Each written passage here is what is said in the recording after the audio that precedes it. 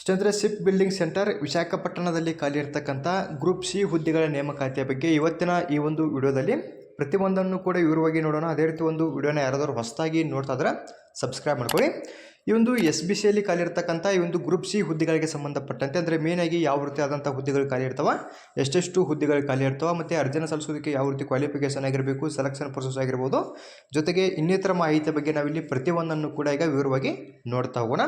ಮೊದಲನೇದಾಗಿ ಎಷ್ಟೆಷ್ಟು ವೇಕೆನ್ಸಿಗಳು ಖಾಲಿ ಇರ್ತವೆ ಮತ್ತು ಇಲ್ಲಿ ಕ್ಯಾಟಗರಿ ಆಧಾರದ ಮೇಲೆ ಖಾಲಿ ಇರತಕ್ಕಂಥ ಹುದ್ದೆಗಳ ಸಂಖ್ಯೆ ಬಗ್ಗೆಯೂ ಕೂಡ ಮಾಹಿತಿಯನ್ನು ಕೊಟ್ಟಿರ್ತಕ್ಕಂಥದ್ದು. ಇಲ್ಲಿ ನೋಡಿ, ನೀವು ಈಗ ಎಷ್ಟೆಷ್ಟು ವೇಕೆನ್ಸಿಗಳು ಖಾಲಿ ಇರ್ತವೆ ಮತ್ತು ಯಾವ ರೀತಿ ಆದಂಥ ಹುದ್ದೆಗಳು ಖಾಲಿ ಇದಾವೆ ಅದರ ಬಗ್ಗೆ ನಾವಿಲ್ಲಿ ಮಾಹಿತಿಯನ್ನು ನೋಡ್ತಾ ಹೋಗೋಣ. ಇಲ್ಲಿ ನೋಡಿ, ಮೊದಲದಾಗಿ ಕನ್ಸ್ಟ್ರಕ್ಷನ್ ಅಸಿಸ್ಟೆಂಟ್ ಅಂತ ಬರುತ್ತೆ, ಇದು ಪೋಸ್ಟ್ ನೇಮ್ ಆಗಿರುತ್ತೆ. ಈ ಒಂದು ಪೋಸ್ಟ್ಗೆ ಸಂಬಂಧಪಟ್ಟಂತೆ ಲೆವೆಲ್ 2 ಅಲ್ಲಿ ಒಂದು ಸ್ಯಾಲ್ರಿ ಸಿಗುತ್ತೆ. ಇನ್ನು ಈ ಒಂದು ಹುದ್ದೆಗೆ ಸಂಬಂಧಪಟ್ಟಂತೆ ಅರ್ಜಿನ ಸಲ್ಲಿಸೋದಕ್ಕೆ ಪಿಟ್ಟರ್ ಟ್ರೇಡ್ ಆಗಿರ್ತಕ್ಕಂಥವ್ರು ಅಪ್ಲಿಕೇಶನ್ನ ಹಾಕ್ಬೋದು. ಅಂದರೆ ITI ಪಾಸ್ ಆಗಿರ್ತಕ್ಕಂಥವ್ರು ಈ ಒಂದು ಪಿಟ್ಟರ್ ಟ್ರೇಡ್ ಆಗಿರ್ತಕ್ಕಂಥವ್ರು ಅಪ್ಲಿಕೇಶನ್ನ ಹಾಕ್ಬೋದಾಗಿರುತ್ತೆ. ಇಲ್ಲಿ ಟೋಟಲ್ ಆಗಿ 3 ಹುದ್ದೆಗಳನ್ನ ಕೊಟ್ಟಿರ್ತಾರೆ. ಇನ್ನು ಕ್ಯಾಟಗರಿ ವೈಸ್ ನೋಡ್ತಾ ಹೋದ್ರೆ ಇವರಲ್ಲಿ ಅಂದರೆ ಜನರಲ್ ಅಭ್ಯರ್ಥಿಗಳಿಗೆ ಸಂಬಂಧಪಟ್ಟಂತೆ ಆ ಒಂದು 3 ಹುದ್ದೆಗಳು ಕೂಡ ಖಾಲಿ ಇರ್ತಕ್ಕಂಥದ್ದು. ಇನ್ನು ಕನ್ಸ್ಟ್ರಕ್ಷನ್ ಹ್ಯಾಂಡ್ಲರ್ ಅಂತ ಬರುತ್ತೆ, ಇದು ಒಂದು ಪೋಸ್ಟ್ ಆಗಿರುತ್ತೆ. ಈ ಒಂದು ಹುದ್ದೆಗೆ ಸಂಬಂಧಪಟ್ಟಂತೆ ಲೆವೆಲ್ 1ರಲ್ಲಿ ಸ್ಯಾಲ್ರಿ ಸಿಗುತ್ತೆ. ಇಲ್ಲಿ ITIದಲ್ಲಿ ಯಾರ್ದಲ್ಲ ಎಲೆಕ್ಟ್ರಿಷಿಯನ್ ಆಗಿರುತ್ತೆ, ನೀವು ಇಲ್ಲಿ ಅಪ್ಲಿಕೇಶನ್ನ ಹಾಕ್ಬೋದು. ಇಲ್ಲಿ ಟೋಟಲಾಗಿ 2 ವೇಕೆನ್ಸಿಯನ್ನು ಕೊಟ್ಟಿರ್ತಾರೆ, ಅವು ಕೂಡ ಇವರಲ್ಲೇ ಖಾಲಿ ಇರ್ತವೆ, ಅಂದರೆ ಜನರಲಲ್ಲಿ ಖಾಲಿ ಇರ್ತವೆ. ಇನ್ನು ಇದಾದಮೇಲೆ ಫೈರ್ ಇಂಜಿನ್ ಡ್ರೈವರ್ ಹುದ್ದೆಗಳು ಕೂಡ ಖಾಲಿ ಇರ್ತವೆ. ಈ ಒಂದು ಹುದ್ದೆಗೆ ಸಂಬಂಧಪಟ್ಟಂತೆ ಲೆವೆಲ್ 3ಅಲ್ಲಿ ಸ್ಯಾಲ್ರಿ ಸಿಗುತ್ತೆ. ಇಲ್ಲಿ ಟೋಟಲಾಗಿ 2 ವೇಕೆನ್ಸಿಗಳನ್ನ ಕೊಟ್ಟಿರ್ತಾರೆ ಇವರಲ್ಲಿ. ಅದೇ ರೀತಿ STಯಲ್ಲಿ 1 ವೇಕೆನ್ಸಿ ಖಾಲಿ ಇರುತ್ತೆ. ಟೋಟಲಾಗಿ 3 ಹುದ್ದೆಗಳು ಫೈರ್ ಇಂಜಿನ್ ಡ್ರೈವರ್ ಹುದ್ದೆಗಳು ಖಾಲಿ ಇರತಕ್ಕಂಥದ್ದು. ಇನ್ನು ಸಿವಿಲಿಯನ್ ಮೋಟರ್ ಟ್ರಾನ್ಸ್ಪೋರ್ಟ್ ಡ್ರೈವರ್ ಅಂತ ಬರುತ್ತೆ, ಆರ್ಡಿನರಿ ಗ್ರೇಡು. ಇಲ್ಲಿ ಕೂಡ ಲೆವೆಲ್ 2ಅಲ್ಲಿ ಸ್ಯಾಲ್ರಿ ಸಿಗುತ್ತೆ. ಇಲ್ಲಿ ಟೋಟಲಾಗಿ 1 ಹುದ್ದೆ ಖಾಲಿ ಇರುತ್ತೆ, ಅದು ಕೂಡ ಇವರಲ್ಲೇ ಖಾಲಿ ಇರ್ತಕ್ಕಂಥದ್ದು. ಈ ರೀತಿಯಾಗಿ ನೀವು ಇಲ್ಲಿ ಯಾವ ಒಂದು ಹುದ್ದೆಗೆ ಸಂಬಂಧಪಟ್ಟಂತೆ ಅರ್ಜಿನ ಸಲ್ಲಿಸಬೇಕಂತ ಅನ್ಕೊಂಡಿರ್ತೀರಿ, ನಿಮ್ಮ ಕ್ಯಾಟಗರಿ ಆಧಾರದ ಮೇಲೆ ಖಾಲಿ ಇರ್ತಕ್ಕಂಥ ಹುದ್ದೆಗಳ ಸಂಖ್ಯೆಯನ್ನು ಚೆಕ್ ಮಾಡ್ಕೊಂಡು ನೀವು ಇಲ್ಲಿ ಅರ್ಜಿನ ಸಲ್ಲಿಸ್ಬೋದಾಗಿರುತ್ತೆ. ಇನ್ನು ವಯೋಮಿತಿ ಬಗ್ಗೆ ನೋಡ್ತಾ ಹೋಗೋಣ. ವಯೋಮಿತಿ ಬಂದ್ಬಿಟ್ಟು ಕನಿಷ್ಠವಾಗಿ 18 ವರ್ಷ ಬೇಕಾಗತ್ತೆ, ಗರಿಷ್ಠವಾಗಿ 27 ವರ್ಷದ ಒಳಗಡೆ ಇರ್ತಕ್ಕಂಥವ್ರು ಅಪ್ಲಿಕೇಶನ್ನ ಹಾಕ್ಬೋದು. ಇದಲ್ಲದೆ ಸಪ್ರೇಟಾಗಿ SC ಮತ್ತು ST ಅವರಿಗೆ ಸಂಬಂಧಪಟ್ಟಂತೆ 5 ವರ್ಷದ ತನಕ ವಯೋಮಿತಿ ಸಲ್ಲಿಕೆ ಸಿಗುತ್ತಾ. ಇನ್ನು PWD ಅಭ್ಯರ್ಥಿಗಳಿಗೆ ಸಂಬಂಧಪಟ್ಟಂತೆ ಕೂಡ 10 ವರ್ಷದ ತನಕ ವಯೋಮಿತಿ ಸಲ್ಲಿಕೆ ಸಿಗುತ್ತೆ. ಇನ್ನು ಇದಾದಮೇಲೆ ಡಿಪಾರ್ಟ್ಮೆಂಟಲ್ ಕ್ಯಾಂಡಿಡೇಟ್ಗಳಿಗೆ ಸಂಬಂಧಪಟ್ಟಂತೆ ಇಲ್ಲಿ ಕೂಡ ಒಂದು ಸರ್ವಿಸ್ನ ಆಧಾರದ ಮೇಲೆ ಮತ್ತೆ ಇಲ್ಲಿ 40 ವರ್ಷದ ತನಕ ಒಂದು ವಯೋಮಿತಿ ಸಲ್ಲಿಕೆಯನ್ನು ಕೂಡ ಇಲ್ಲಿ ಕೊಟ್ಟಿರತಕ್ಕಂಥದ್ದು. ಇದು ಒಂದು ವಯೋಮಿತಿಗೆ ಸಂಬಂಧಪಟ್ಟಂಥ ಮಾಹಿತಿ ಆಗಿರುತ್ತೆ. ಇಲ್ಲಿ OBC ಅಭ್ಯರ್ಥಿಗಳಿಗೆ ಸಂಬಂಧಪಟ್ಟಂತೆ ವಯೋಮಿತಿ ಸಲ್ಲಿಕೆ ಬಗ್ಗೆ ಮಾಹಿತಿಯನ್ನು ಕೊಟ್ಟಿಲ್ಲ, ಯಾಕಂದರೆ OBCಯಲ್ಲಿ ಯಾವುದೇ ರೀತಿ ವೇಕೆನ್ಸಿಗಳು ಖಾಲಿ ಇಲ್ಲ. ಅದಕ್ಕೋಸ್ಕರ ಅವರು ಇಲ್ಲಿ ವಯೋಮಿತಿ ಸಲ್ಲಿಕೆಯಲ್ಲಿ ಅದರ ಬಗ್ಗೆ ಯಾವುದೇ ರೀತಿ ಇನ್ಫಾರ್ಮೇಷನ್ನ ಕೊಟ್ಟಿಲ್ಲ. ನೀವು ಕೂಡ ಯಾರೆಲ್ಲ ಅಪ್ಲಿಕೇಶನ್ನ ಹಾಕ್ತಾ ಇರ್ತೀರಿ, ಮೇನಾಗಿ ನಿಮ್ಮ ಕ್ಯಾಟಗರಿ ಆಧಾರದ ಮೇಲೆ ಖಾಲಿ ಇರತಕ್ಕಂಥ ಹುದ್ದೆಗಳ ಸಂಖ್ಯೆಯನ್ನು ಚೆಕ್ ಮಾಡ್ಕೊಂಡು ಅರ್ಜಿನ ಸಲ್ಲಿಸ್ಬೋದಾಗಿರುತ್ತೆ. ಇನ್ನು ಮೇನಾಗಿ ಅರ್ಜಿನ ಸಲ್ಲಿಸೋದಕ್ಕೆ ಯಾವ ರೀತಿ ಕ್ವಾಲಿಫಿಕೇಷನ್ ಆಗಿರಬೇಕು ಅದರ ಬಗ್ಗೆ ನಾವಿಲ್ಲಿ ನೋಡ್ತಾ ಹೋದರೆ, ಇಲ್ಲಿ ಮೊದಲದಾಗಿ ಕನ್ಸ್ಟ್ರಕ್ಷನ್ ಅಸಿಸ್ಟೆಂಟ್ ಅಂತ ಕೊಟ್ಟಿರ್ತಾರೆ. ಈ ಒಂದು ಹುದ್ದೆಗೆ ಸಂಬಂಧಪಟ್ಟಂತೆ ನೋಡ್ತಾ ಹೋದರೆ ಇಲ್ಲಿ ಪಿಟ್ಟರ್ ಆಗಿರ್ತಕ್ಕಂಥವ್ರು ಅಪ್ಲಿಕೇಶನ್ನ ಹಾಕ್ಬೋದಾಗಿರುತ್ತೆ. ಐಟದಲ್ಲಿ ಯಾರ್ದೆಲ್ಲ ಪಿಟ್ಟರ್ ಆಗಿರುತ್ತೆ, ನೀವು ಅಪ್ಲಿಕೇಶನ್ನ ಹಾಕ್ಬೋದಾಗಿರುತ್ತೆ. ಮೇನಾಗಿ 2 ವರ್ಷಗಳ ಕಾಲ ಮತ್ತು ಎಕ್ಸ್ಪೀರಿಯನ್ಸನ್ನು ಕೂಡ ಕೇಳ್ತಾರೆ. ಎಕ್ಸ್ಪೀರಿಯನ್ಸ್ ಆಗಿರ್ತಕ್ಕಂಥವ್ರು ನೀವು ಕನ್ಸ್ಟ್ರಕ್ಷನ್ ಅಸಿಸ್ಟೆಂಟ್ ಹುದ್ದೆಗಳಿಗೆ ಸಂಬಂಧಪಟ್ಟಂತೆ ಅಪ್ಲಿಕೇಶನ್ನ ಹಾಕ್ಬೋದಾಗಿರುತ್ತೆ. ಇನ್ನು ಇದಾದಮೇಲೆ ಕನ್ಸ್ಟ್ರಕ್ಷನ್ ಹ್ಯಾಂಡ್ಲರ್ ಅಂತ ಬರುತ್ತೆ. ಈ ಒಂದು ಹುದ್ದೆಗೆ ಸಂಬಂಧಪಟ್ಟಂತೆ ಇಲ್ಲಿ ಕೂಡ ನಿಮ್ಮದು ಎಲೆಕ್ಟ್ರಿಷಿಯನ್ ಆಗಿರಬೇಕಾಗತ್ತೆ. ಇಲ್ಲಿ ಎಲೆಕ್ಟ್ರಿಷಿಯನ್ ಆಗಿರ್ತಕ್ಕಂಥವ್ರು ಅಪ್ಲಿಕೇಶನ್ನ ಹಾಕ್ಬೋದು. ಇಲ್ಲಿ ಯಾವುದೇ ರೀತಿ ಎಕ್ಸ್ಪೀರಿಯನ್ಸನ್ನು ಕೇಳಿಲ್ಲ, ನಿಮ್ಮದು ITIದಲ್ಲಿ ಒಂದು ಎಲೆಕ್ಟ್ರಿಷಿಯನ್ ಟ್ರೇಡ್ ಆಗಿದ್ದರೆ ಸಾಕು, ನೀವು ಇಲ್ಲಿ ಕನ್ಸ್ಟ್ರಕ್ಷನ್ ಹ್ಯಾಂಡ್ಲರ್ ಹುದ್ದೆಗಳಿಗೆ ಸಂಬಂಧಪಟ್ಟಂತೆ ಅರ್ಜಿನ ಸಲ್ಲಿಸ್ಬೋದಾಗಿರುತ್ತೆ. ಇನ್ನು ಇಲ್ಲಿ 10+2 ಪ್ಯಾಟ್ರನಲ್ಲಿ ನಿಮ್ಮದು ಒಂದು ಕ್ವಾಲಿಫಿಕೇಷನ್ ಕಂಪ್ಲೀಟ್ ಆಗಿರಬೇಕಾಗತ್ತೆ. ಅಂದರೆ ಮೊದಲೇದಾಗಿ 10th ಪಾಸ್ ಆಗಿರಬೇಕು, ಅದಾದಮೇಲೆ ITI ಪಾಸ್ ಆಗಿರಬೇಕಂತವರು ಮಾಹಿತಿಯನ್ನು ಕೊಟ್ಟಿರ್ತಾರೆ. ಇನ್ನು ಇದಾದಮೇಲೆ ಫೈರ್ ಇಂಜಿನ್ ಡ್ರೈವರ್ ಅಂತ ಬರುತ್ತೆ. ಈ ಒಂದು ಹುದ್ದೆಗೆ ಸಂಬಂಧಪಟ್ಟಂತೆ ನೋಡ್ತಾ ಹೋದ್ರೆ ಇಲ್ಲಿ ನಿಮ್ಮ ಹತ್ರ ವ್ಯಾಲಿಡಿಗಿರ್ತಕ್ಕಂಥ ಹೆವಿ ಮೋಟ್ರ್ ವೆಹಿಕಲ್ದು ಲೈಸೆನ್ಸ್ ಬೇಕಾಗತ್ತೆ. ನಂತರ ಎರಡನೇದಾಗಿ ನಿಮಗೆ ಮೋಟರ್ ಮೆಕ್ಯಾನಿಸಮ್ ಬಗ್ಗೆ ನಾಲೆಡ್ಜ್ ಕೂಡ ಇರಬೇಕಾಗತ್ತೆ. ಇನ್ನು ಇದಾದಮೇಲೆ ಇಲ್ಲಿ 3 ವರ್ಷಗಳ ಕಾಲ ಹೆವಿ ಮೋಟರ್ ವೆಹಿಕಲ್ ಬಗ್ಗೆ ನಿಮಗೆ ಎಕ್ಸ್ಪೀರಿಯನ್ಸು ಕೂಡ ಆಗಿರ್ಬೇಕಂತ ಮಾಹಿತಿಯನ್ನು ಕೊಟ್ಟಿರ್ತಾರೆ. ಮತ್ತು 10th ಪಾಸ್ ಆಗಿರಬೇಕಾಗತ್ತೆ, ಜೊತೆಗೆ ಫಿಸಿಕಲಿ ಫಿಟ್ ಆಗಿ ಕೂಡ ನೀವು ಇಲ್ಲಿ ಇರಬೇಕಾಗತ್ತೆ. ಈ ಒಂದು ಫೈರ್ ಇಂಜಿನ್ ಡ್ರೈವರ್ ಹುದ್ದೆಗಳಿಗೆ ಸಂಬಂಧಪಟ್ಟಂತೆ ಅರ್ಜಿನ ಸಲ್ಲಿಸೋದಕ್ಕೆ ಇಲ್ಲಿ 10th ಪಾಸ್ ಆಗಿರ್ತಕ್ಕಂಥವ್ರು ಅಪ್ಲಿಕೇಶನ್ನ ಹಾಕ್ಬೋದಾಗಿರುತ್ತೆ. ಇನ್ನು CMTD ಅಂತ ಕೊಟ್ಟಿರ್ತಾರೆ, ಅಂದರೆ ಸಿವಿಲಿಯನ್ ಮೋಟರ್ ಟ್ರಾನ್ಸ್ಪೋರ್ಟ್ ಡ್ರೈವರ್ ಅಂತ ಅರ್ಥ ಆಗಿರುತ್ತೆ. ಈ ಒಂದು ಹುದ್ದೆಗಳಿಗೆ ಸಂಬಂಧಪಟ್ಟಂತೆ ಅರ್ಜಿನ ಸಲ್ಲಿಸೋದಕ್ಕೆ ಇಲ್ಲಿ ಲೈಟ್ ಮೋಟರ್ ವೆಹಿಕಲ್ದು ಲೈಸೆನ್ಸ್ ಬೇಕಾಗತ್ತೆ, ವೆಲ್ಡಿಗಿರ್ತಕ್ಕಂಥದ್ದು. ಇನ್ನು ಇದಾದಮೇಲೆ ಮೋಟರ್ ಮೆಕ್ಯಾನಿಸಮ್ ಬಗ್ಗೆ ನಾಲೆಡ್ಜ್ ಕೂಡ ಇರಬೇಕಾಗತ್ತೆ. ಇನ್ನು ಇದಾದಮೇಲೆ ಎಕ್ಸ್ಪೀರಿಯನ್ಸನ್ನು ಕೇಳ್ತಾರೆ. ಇಲ್ಲಿ ಕೂಡ 3 ವರ್ಷಗಳ ಕಾಲ ನಿಮ್ಮದು ಎಕ್ಸ್ಪೀರಿಯನ್ಸ್ ಆಗಿರಬೇಕಾಗತ್ತೆ ಒಂದು ಲೈಟ್ ಮೋಟರ್ ವೆಹಿಕಲ್ಗೆ ಸಂಬಂಧಪಟ್ಟಂತೆ. ಮತ್ತು ಇಲ್ಲಿ 10ನೇ ತರಗತಿನೂ ಕೂಡ ಪಾಸ್ ಆಗಿರ್ತಕ್ಕಂಥವ್ರು ಅಪ್ಲಿಕೇಶನ್ನ ಹಾಕ್ಬೋದಾಗಿರುತ್ತೆ. ಇನ್ನು ಡಿಸೇಬಲ್ ಕ್ವಾಲಿಫಿಕೇಷನ್ ಅಂತ ಕೊಟ್ಟಿರ್ತಾರೆ. ಇಲ್ಲಿ ನಿಮ್ಮ ಹತ್ರ ಒಂದು ಹೆವಿ ವೆಹಿಕಲ್ದ ಲೈಸೆನ್ಸ್ ಇದ್ದರೂ ಕೂಡ ಅಪ್ಲಿಕೇಶನ್ನ ಹಾಕ್ಬೋದು ಅಂತ ಮಾಹಿತಿಯನ್ನು ಕೊಟ್ಟಿರ್ತಾರೆ. ಇದು ಡಿಸೇಬಲ್ ಆಗಿರುತ್ತೆ. ಈ ಒಂದು ಲೈಸೆನ್ಸ್ ಇದ್ದರೂ ಕೂಡ ಹಾಕ್ಬೋದು, ಇಲ್ಲದೇ ಇದ್ದರೂ ಕೂಡ ನೀವು ಇಲ್ಲಿ ಹಾಕ್ಬೋದಾಗಿರುತ್ತೆ. ಒಟ್ಟಿನಲ್ಲಿ ಲೈಟ್ ಮೋಟರ್ ವೆಹಿಕಲ್ದ ಲೈಸೆನ್ಸ್ ಇರತಕ್ಕಂಥವ್ರು ಸಿವಿಲಿಯನ್ ಮೋಟರ್ ಟ್ರಾನ್ಸ್ಪೋರ್ಟ್ ಡ್ರೈವರ್ ಹುದ್ದೆಗಳಿಗೆ ಸಂಬಂಧಪಟ್ಟಂತೆ ಅಪ್ಲಿಕೇಶನ್ನ ಹಾಕ್ಬೋದಾಗಿರುತ್ತೆ. ಇದು ಒಂದು ಕ್ವಾಲಿಫಿಕೇಷನ್ಗೆ ಸಂಬಂಧಪಟ್ಟಂಥ ಮಾಹಿತಿ ಆಗಿರುತ್ತೆ. ನೀವು ಕೂಡ ಯಾರೆಲ್ಲ ಅಪ್ಲಿಕೇಶನ್ನ ಹಾಕ್ಬೇಕಂತ ಅನ್ಕೊಂಡಿರ್ತೀರಿ, ಇಲ್ಲಿ ಕೊಟ್ಟಿರ್ತಕ್ಕಂಥ ಕ್ವಾಲಿಫಿಕೇಷನ್ ಬಗ್ಗೆ ಚೆಕ್ ಮಾಡ್ಕೊಂಡು ಎಲಿಜಿಬಲ್ ಆಗಿರತಕ್ಕಂಥ ಪ್ರತಿಯೊಬ್ಬರು ಕೂಡ ಅರ್ಜಿನ ಸಲ್ಲಿಸಬಹುದಾಗಿರುತ್ತೆ. ನಿಮ್ಗೇನಾದರೂ ಡೌಟ್ಗಳು ಅಥವಾ ಇನ್ನೂ ಹೆಚ್ಚಿನದಾಗಿರ್ತಕ್ಕಂಥ ಮಾಹಿತಿ ಬೇಕಿದ್ದರೂ ಕೂಡ ಕಮೆಂಟ್ ಮಾಡಿ, ಅದರ ಬಗ್ಗೆಯೂ ಕೂಡ ನಾನು ಮತ್ತಷ್ಟು ಮಾಹಿತಿನ ತಿಳಿಸ್ಕೊಡ್ತೀನಿ. ಇನ್ನು ನೇಚರ್ ಆಫ್ ಡ್ಯೂಟೀಸ್ ಅಂತ ಕೊಟ್ಟಿರ್ತಾರೆ. ಅಂದರೆ ನೀವು ಯಾವ ಒಂದು ಪೋಸ್ಟ್ಗೆ ಅಪ್ಲಿಕೇಶನ್ ಹಾಕಿದರೆ ಯಾವ ರೀತಿ ಒಂದು ಕೆಲಸಗಳು ಇರುತ್ತೆ ಅದರ ಬಗ್ಗೆಯೂ ಕೂಡ ಇನ್ಫಾರ್ಮೇಷನ್ ಕೊಟ್ಟಿರ್ತಾರೆ. ನಿಮ್ಗೇನಾದರೂ ಯಾವ ರೀತಿ ಕೆಲಸ ಇರುತ್ತೆ ಅಂತ ಗೊತ್ತಾಗಬೇಕಂತ ಅನ್ಕೊಂಡಿದ್ರೆ ಇಲ್ಲಿ ಕೊಟ್ಟಿರ್ತಕ್ಕಂಥ ಇನ್ಫಾರ್ಮೇಷನ್ ಚೆಕ್ ಮಾಡ್ಕೊಂಡು ಕೂಡ ನೀವು ಅಪ್ಲಿಕೇಶನ್ನ ಹಾಕ್ಬೋದಾಗಿರುತ್ತೆ.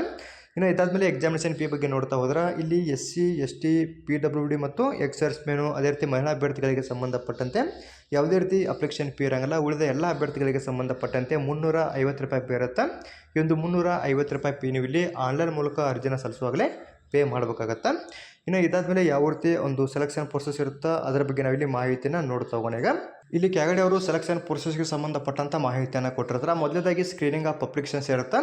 ಇದಾದಮೇಲೆ ಎರಡನೇದಾಗಿ ಸ್ಕೀಮ್ ಆಫ್ ಎಕ್ಸಾಮ್, ಅಂದರೆ ಎಕ್ಸಾಮ್ ಇರುತ್ತೆ. ಎಕ್ಸಾಮ್ನ ಮೂಲಕ ಇಲ್ಲಿ ಆಯ್ಕೆಯನ್ನು ಮಾಡ್ಕೋತಾರೆ. ಇಲ್ಲಿ ಯಾವ ರೀತಿ ಒಂದು ಎಕ್ಸಾಮ್ ಇರುತ್ತಾ ಅದಕ್ಕೆ ಸಂಬಂಧಪಟ್ಟಂಥ ಮಾಹಿತಿನ ನಾವಿಲ್ಲಿ ನೋಡ್ತಾ ಹೋಗೋಣ. ಇಲ್ಲಿ ಪೋಸ್ಟ್ ನೇಮನ್ನು ಕೊಟ್ಟಿರ್ತಾರೆ. ಮೇಲ್ಗಡೆ ಒಂದು ಪೋಸ್ಟ್ ವೈಸ್ ಅವರು ಕ್ವಾಲಿಫಿಕೇಷನ್ಗೆ ಅಥವಾ ಒಂದು ಎಕ್ಸಾಮ್ಗೆ ಸಂಬಂಧಪಟ್ಟಂಥ ಮಾಹಿತಿಯನ್ನು ಕೊಟ್ಟಿದ್ದಾರೆ.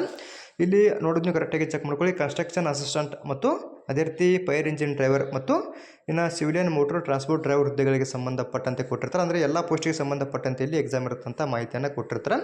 ಇಲ್ಲಿ ಮೊದಲಾಗಿ ಒಂದು ಎಕ್ಸಾಮ್ಗೆ ಸಂಬಂಧಪಟ್ಟಂಥ ಮಾಹಿತಿನ ನೋಡ್ತಾ ಹೋದ್ರೆ ಇಲ್ಲಿ CBT ಎಕ್ಸಾಮ್ಗೆ ಸಂಬಂಧಪಟ್ಟಂಥ ಒಂದು ಪ್ಯಾಟರ್ನ್ ಕೊಟ್ಟಿರ್ತಾರೆ.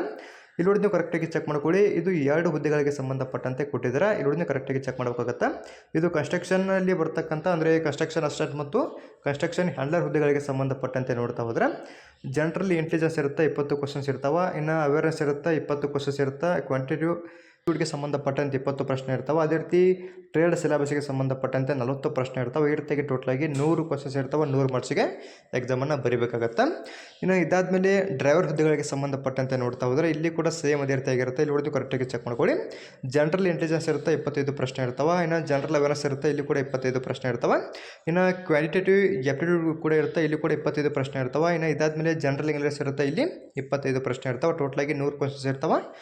100 ಮಾರ್ಕ್ಸಿಗೆ ನೀವು ಇಲ್ಲಿ ಎಕ್ಸಾಮನ್ನು ಬರೀಬೇಕಾಗತ್ತೆ. ಟೋಟಲಾಗಿ ನಿಮಗೆ 120 ನಿಮಿಷ ಒಂದು ಟೈಮಿಂಗನ್ನು ಕೊಟ್ಟಿರ್ತಾರೆ. ಇನ್ನು ಕ್ವಾಲಿಫೈಯಿಂಗ್ ಮಾರ್ಕ್ಸ್ ಬಗ್ಗೆ ಕೂಡ ಕೊಟ್ಟಿರ್ತಾರೆ. ಇಲ್ಲಿ ಕೂಡ ನೀವು ಚೆಕ್ ಮಾಡ್ಬೋದಾಗಿರುತ್ತೆ. ಮುಂದಿನ ಹಂತದಲ್ಲಿ ಫಿಸಿಕಲ್ ಟೆಸ್ಟು ಕೂಡ ಇರುತ್ತೆ.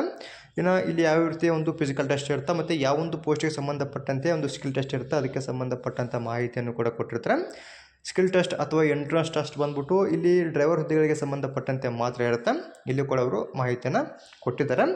ಇಲ್ಲಿ ಮತ್ತೆ ನಿಮ್ಗೆ ಏನಾದರೂ ಇನ್ನೂ ಹೆಚ್ಚಿನದಾಗಿರ್ತಕ್ಕಂಥ ಸಿಲೆಬಸ್ಗೆ ಸಂಬಂಧಪಟ್ಟಂಥ ಮಾಹಿತಿ ಬೇಕಿದ್ರೂ ಕೂಡ ಇಲ್ಲಿ ಕೆಳಗಡೆ ಕೊಟ್ಟಿರ್ತಾರೆ. ಇಲ್ಲಿ ಕೂಡ ನೀವು ಚೆಕ್ ಮಾಡ್ಬೋದಾಗಿರುತ್ತೆ. ಇಲ್ಲಿ ಯಾವ ರೀತಿಯ ಒಂದು ಫಿಸಿಕಲ್ ಟೆಸ್ಟ್ ಇರುತ್ತೆ ಅದಕ್ಕೆ ಸಂಬಂಧಪಟ್ಟಂಥ ಮಾಹಿತಿಯನ್ನು ಕೂಡ ಕೊಟ್ಟಿರ್ತಾರೆ. ಅದರ ಬಗ್ಗೆ ನಾವಿಲ್ಲಿ ನೋಡ್ತಾ ಹೋದರೆ ಈಗ ಇಲ್ಲಿ FED ಅಂತ ಕೊಟ್ಟಿರ್ತಾರೆ. ಅಂದರೆ ಫೈರ್ ಇಂಜಿನ್ ಡ್ರೈವರ್ ಹುದ್ದೆಗಳಿಗೆ ಸಂಬಂಧಪಟ್ಟಂತೆ ಶಾರ್ಟ್ ಲಿಸ್ಟಾಗಿ ಮಾಡ್ತಾರಲ್ಲ ಎಕ್ಸಾಮಲ್ಲಿ, ಇಲ್ಲಿ 1:15 ಅನುಪಾತದಲ್ಲಿ ಫಿಸಿಕಲ್ ಟೆಸ್ಟನ್ನು ತೊಗೋತಾರೆ. ಇಲ್ಲಿ ಯಾವ ರೀತಿ ಫಿಸಿಕಲ್ ಟೆಸ್ಟ್ ಇದೆ ಅಂತ ನೋಡ್ತಾ ಹೋದ್ರೆ ಇಲ್ಲಿ carrying filled sand and water buckets ಅಂತ ಕೊಟ್ಟಿರ್ತಾರೆ. 100 ಮೀಟರ್ ನೀವು ಇಲ್ಲಿ ಓಡಬೇಕಾಗತ್ತೆ 45 ಸೆಕೆಂಡಲ್ಲಿ. ಇನ್ನು ಸ್ಕ್ವಾಟ್ಸ್ ಇರುತ್ತೆ 20, ಅದೇ ರೀತಿ ಪುಷಪ್ಸ್ ಇರುತ್ತೆ 15 ಪುಷಪ್ಸ್ ಇರುತ್ತೆ. ಇನ್ನು ಬೆಂಟ್ ನೀ ಸೆಟಪ್ಸ್ ಬಂದುಬಿಟ್ಟು ಅದು ಕೂಡ 15 ಇರುತ್ತೆ.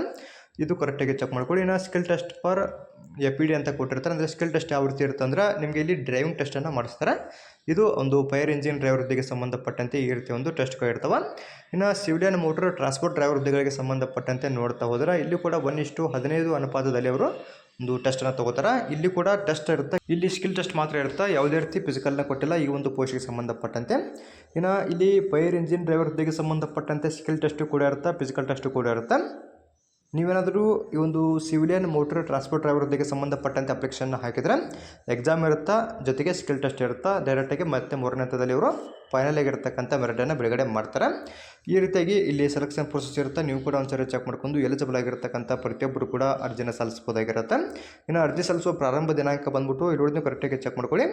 22 ಆಗಸ್ಟ್ 2026 ಅಪ್ಲಿಕೇಶನ್ ಸ್ಟಾರ್ಟ್ ಆಗಿರುತ್ತೆ. ಈ ಒಂದು ಡೇಟಿಂದ ನಾವಿಲ್ಲಿ 14 ಸೆಪ್ಟೆಂಬರ್ 2026 ತನಕ ಆನ್ಲೈನ್ ಮೂಲಕ ಅರ್ಜಿನ ಸಲ್ಲಿಸಬಹುದಾಗಿರುತ್ತೆ. ಇದು ಮೇಲ್ಗಡೆದು ಅಪ್ಲೈ ಮಾಡೋ ಲಿಂಕ್ ಆಗಿರುತ್ತೆ. ಈ ಒಂದು ಲಿಂಕನ್ನು ನಾನು ನಮ್ಮ ಟೆಲಿಗ್ರಾಮ್ ಗ್ರೂಪಲ್ಲಿ ಕೊಟ್ಟಿರ್ತೀನಿ. ಎಲಿಜಿಬಲ್ ಆಗಿರತಕ್ಕಂಥ ಪ್ರತಿಯೊಬ್ಬರು ಕೂಡ ಅರ್ಜಿನ ಸಲ್ಲಿಸ್ಬೋದಾಗಿರುತ್ತೆ. ನಿಮಗೇನಾದರೂ ಟೆಲಿಗ್ರಾಮ್ ಗ್ರೂಪಲ್ಲಿ ಲಿಂಕ್ ಸಿಗದಿದ್ದಲ್ಲಿ ಇಲ್ಲಿ ಕೊಟ್ಟಿರ್ತಕ್ಕಂಥ ಇನ್ಫಾರ್ಮೇಷನ್ ಡೈರೆಕ್ಟಾಗಿ ಗೂಗಲಲ್ಲಿ ಸರ್ಚ್ ಮಾಡಿ ಅಲ್ಲೂ ಕೂಡ ಒಂದು ವೆಬ್ಸೈಟ್ ಓಪನ್ ಆಗುತ್ತೆ. ಆ ಒಂದು ವೆಬ್ಸೈಟ್ ಮೂಲಕನೂ ಕೂಡ ನೀವು ಇಲ್ಲಿ ಅಪ್ಲಿಕೇಶನ್ನ ಹಾಕ್ಬೋದಾಗಿರುತ್ತೆ. ಇನ್ನು ಇದಾದಮೇಲೆ ಒಂದು ಪೇಮೆಂಟನ್ನು ಮಾಡೋ ಕೊನೆ ದಿನಾಂಕನೂ ಕೂಡ ಕೊಟ್ಟಿರ್ತಾರೆ. 14 ಸೆಪ್ಟೆಂಬರ್ 2026 ತನಕ ಒಂದು ಪೇಮೆಂಟನ್ನು ಮಾಡೋ ಕೊನೆ ದಿನಾಂಕ ಆಗಿರುತ್ತೆ.